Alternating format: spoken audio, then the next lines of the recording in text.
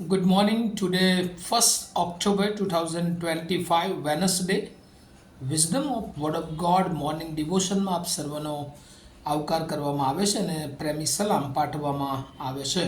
આજે સવારે આપણે નીતિવચનોના પુસ્તકમાંથી એનો 15મો અધ્યાય અને એની ત્રીજી કલમ પર પ્રભુનું વચન જોવા માગીએ છીએ અને પ્રભુનું વચન આપણને આ પ્રમાણે કહેશે: યહોવાની દ્રષ્ટિ સર્વ સ્થળે છે, તે ભલા અને ભૂંડા પર લક્ષ રાખે છે.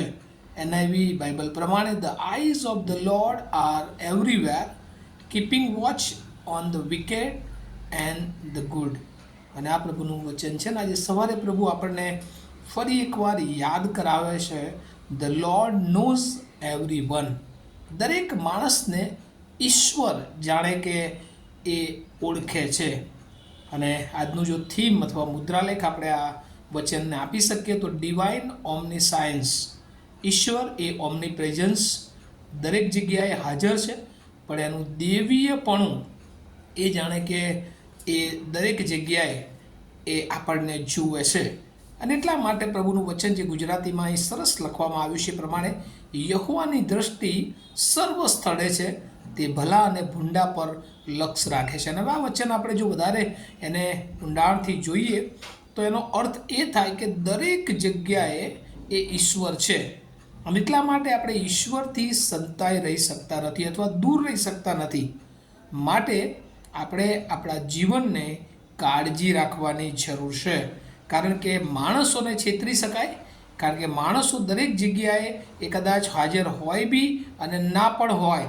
અને કદાચ માણસોથી આપણે ગમે તે બાબતો છુપાવી શકીએ, પણ ઈશ્વરથી એ કોઈ બાબત એ છુપાવી શકાતી નથી.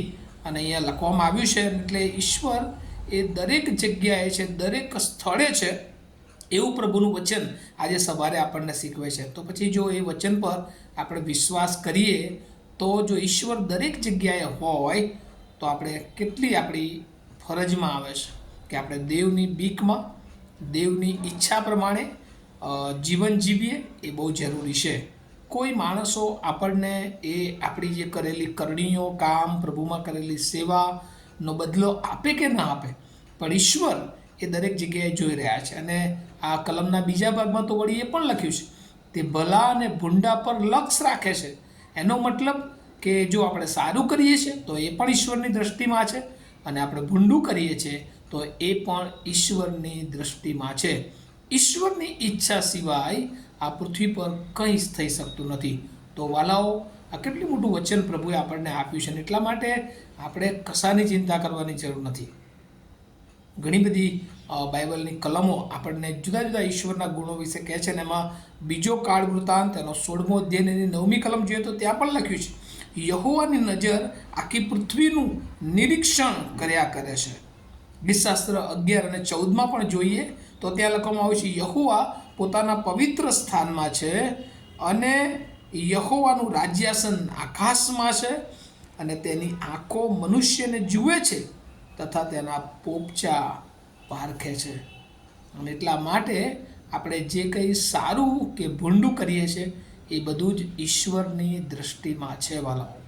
અને એટલે આજે સવારે પ્રભુ આપણને એ ખાસ યાદ કરાવવા માગે છે કે આપણે એના બાળકો તરીકે આપણે ગમે ત્યાં હોય, તે શાસ્ત્રમાં તો એવું પણ લખ્યું છે કે તે આપણું ઉઠવું, આપણું બેસવું અને આપણું સૂવું પણ તપાસી જોવે છે. ને એટલે આપણે જો પ્રભુના વિશ્વાસમાં છીએ, પ્રભુના બાળકો તરીકેની આપણી ઓળખ છે, આપણી પાસે ઈશ્વરનું જ્ઞાન છે, તો ચિંતા કરવાની જરૂર નથી. કેમ?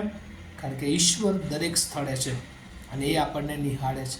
એ આપણી જરૂરિયાતોને જાણે છે, એ આપણા જીવનને જાણે છે, એ આપણા કામોને જાણે છે.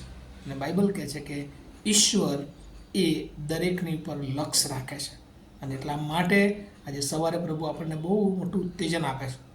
કોઈ માણસ ઈશ્વરની ઈચ્છા સિવાય આપણું ભૂંડું કરી શકતું નથી, અને કોઈ માણસ ઈશ્વરની ઈચ્છા વગર આપણા જીવનમાં ભલું કરી શકતું નથી. તો પછી શા માટે આપણે લોકોને એ દોષ આપવો જોઈએ? શા માટે લોકોના વિશે આપણે નકારાત્મક એ બાબતો વિચારવી જોઈએ? કારણ કે ઈશ્વર જો આપણી સાથે છે, ઈશ્વર આપણા પક્ષમાં છે, તો આપણી સામે કોણ? અને રોજ સવારે આપણે પ્રભુના સંબંધોમાં રહીએ, પ્રભુની સાથેના રોજના રિલેશનમાં આપણે વધુ મજબૂત બનીએ, કે જેથી કરીને ઈશ્વર એ આપણને વધારે નિહાળી શકે. અને પ્રભુને ગમે છે એવા કાર્યોમાં આપણે આગળ વધીએ. પ્રભુને ગમે છે એવું જીવન એ આપણી વર્તણૂક એવી રાખીએ કે જેથી કરીને આપણા જીવન દ્વારા પ્રભુને મહિમા મળે. કારણ કે પ્રભુ આ પૃથ્વી પર એટલા માટે આપ્યા છે જે કહે છે કે જીવન મળે અને ભરપૂર અને પુષ્કળ જીવન મળે માટે હું આવ્યો છું. અને તમારા અને મારા બધાના હકમાં આ બાબત અગત્યની છે કે ઈસુ ખ્રિસ્ત એ આપણને જીવન મળે અને ભરપૂર જીવન મળે અને એટલા માટે આવ્યા છે. તો પછી શા માટે આપણે ચિંતા કરવાની જરૂર છે? આપણા રોજિંદા જીવનના કાર્યોમાં આપણે પ્રભુને વળગી રહીએ અને પ્રભુની સેવાના માટે સતત એ જેટલો સમય પ્રભુએ આ પૃથ્વી પર આપ્યો છે આપણે લાગુ રહીએ કે જેથી કરીને પ્રભુ એના મહિમામાં આવે ત્યારે આપણને એનો રિવાર્ડ, એનો બદલો એ આપી શકે. આ વચનો સમજવાના માટે પ્રભુ એની બહુ જ કૃપા આપણે સર્વને આપો. આવું આપણે પ્રાર્થના કરીએ. અમારા અતિ પવિત્ર અને જીવંત ઈશ્વર, આજે સવારે પ્રભુ તમે અમને જણાવ્યું છે તમારી દ્રષ્ટિ આ પૃથ્વી પર સર્વ સ્થળે છે. પ્રભુ તમે ભલા અને ભૂંડા પર નજર રાખનાર એવા ઈશ્વર છો. એનો મતલબ કે પ્રભુ તમે ન્યાયી ઈશ્વર છો. પ્રભુ ઘણી બધી વાર આ બાબતો અમે ભૂલી જઈએ છીએ અને પ્રભુ અમે તમને ન ગમે એવા કામો, એવા વિચારો કરનારા બનીએ છીએ. પણ આજે સવારે પ્રભુ તમે અમને જ્યારે ઉત્તેજન આપ્યું છે ત્યારે પ્રભુ અમે બધી જ બાબતો તમારા પર અડેલીએ, તમારા પર ડિપેન્ડ થઈએ, તમારા પર આધારિત થઈએ. કેમ કે પ્રભુ તમે અમારી બધી જ બાબતોને નિહાળનાર એવા ઈશ્વર છો. આ પૃથ્વીની કોઈ જગ્યા એવી નથી કે પ્રભુ જ્યાં તમે નથી. તો પછી અમે કોનાથી સંતાઈ રહીએ? અને એટલા માટે પ્રભુ અમે હંમેશા તમારી હાજરી અને તમારી બીક અને તમે ઈચ્છો છો એવું જીવન જીવવા માટે તૈયાર થઈએ એવી કૃપા માંગીએ છીએ. જે વચન ભલાઓએ સાંભળ્યું છે, જેઓ સાંભળવા જઈ રહ્યા છે, એ દરેકને માટે આ વચન એ આશીર્વાદનું કારણ બને, એમના જીવનને બદલનાર બને, તમારી તરફ લાવનાર બને એવી પ્રાર્થના ઈસુ પ્રભુના નામમાં સાંભળો, તેનો સ્વીકાર કરો. Amen. Have a nice day to all of you. Thank you.